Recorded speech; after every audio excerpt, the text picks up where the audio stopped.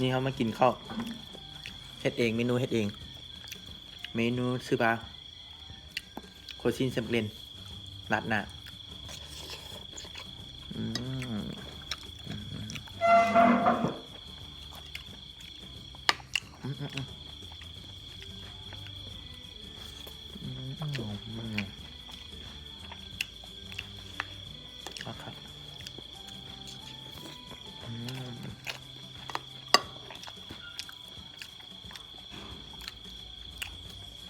สองนี้แมมมาอยู่บ้านสวนอะอยู่คนเดียวเฮ็ดกินเองอืมอืม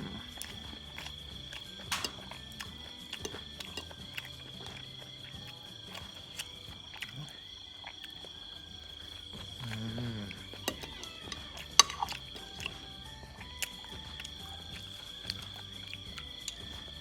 อืม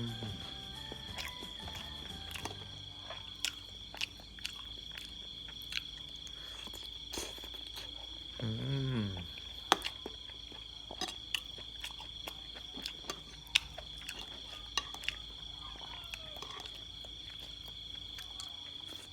อืม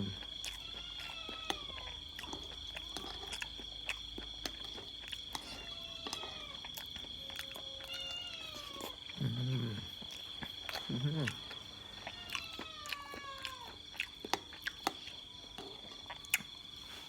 เดี๋ยวนะครับเดี๋ยวนะอืม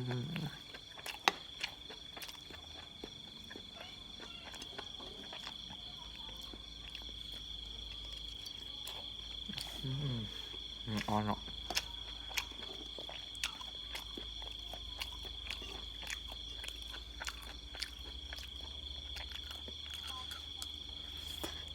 อืม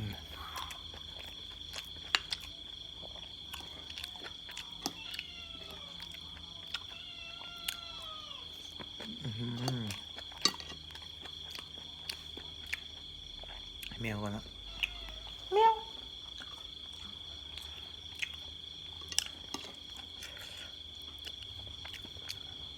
อืมอืม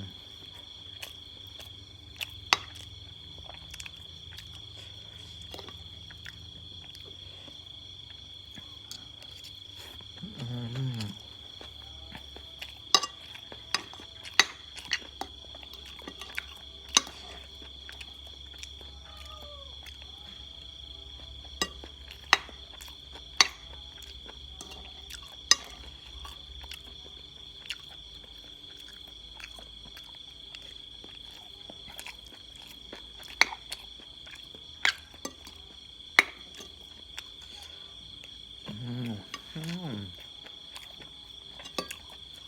ครับเนาะเติมเนาะเออนี่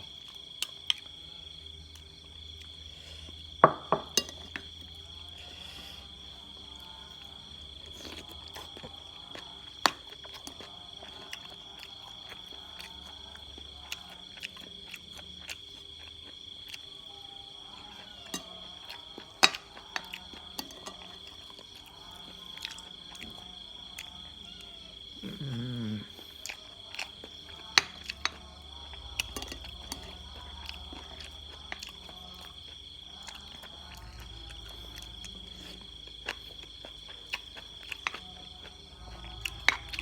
ตั้งกับแบบแซ่บหลายครับเป็นอย่างเช่นว่าเมนูนี้ในเมนูเพราะว่าอยู่ในตู้เย็นมันมีแต่หมักเล่นกับซีนเนาะก็เลยคั่วใส่กันซะหอมบัวหอมป้อมมาใส่อืมจิ้นกับจิ้นหมูเนี่ยอืม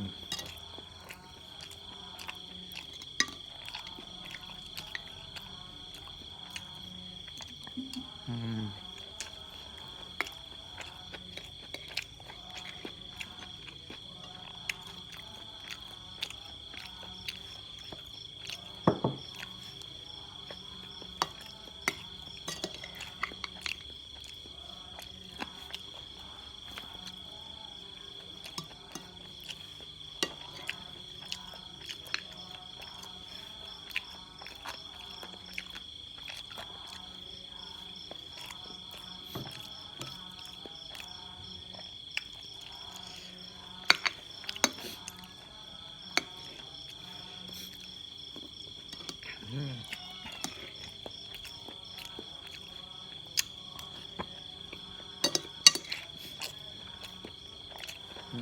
จับจับ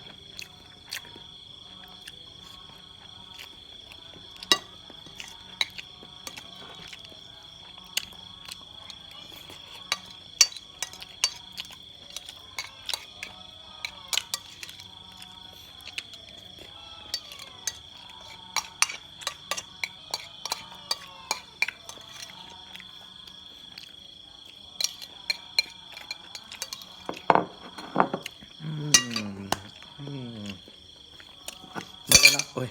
หมดแล้วปิดคลิปแล้วอยากให้แมวกันแมวแมวหาจ้างนะเด้มาเนาะหาจ้างเนาะปิดคลิปสักกันผู้ใดมาคลิปนี้ก็อย่าลืมกดไลค์กดแชร์นะครับเดี๋ยวจะให้ค่าจ้างแมวก่อนตอนหนึ่งนี่เลี้ยงบุกินอ่ะเอากินรุ่มใช่ไหมยืนรุ่มเลยกินเนาะอ่ะบ๊ายบายผู้ใดมาคลิปนี้ลืมกดไลค์กดแชร์ให้เด้อบ๊ายบาย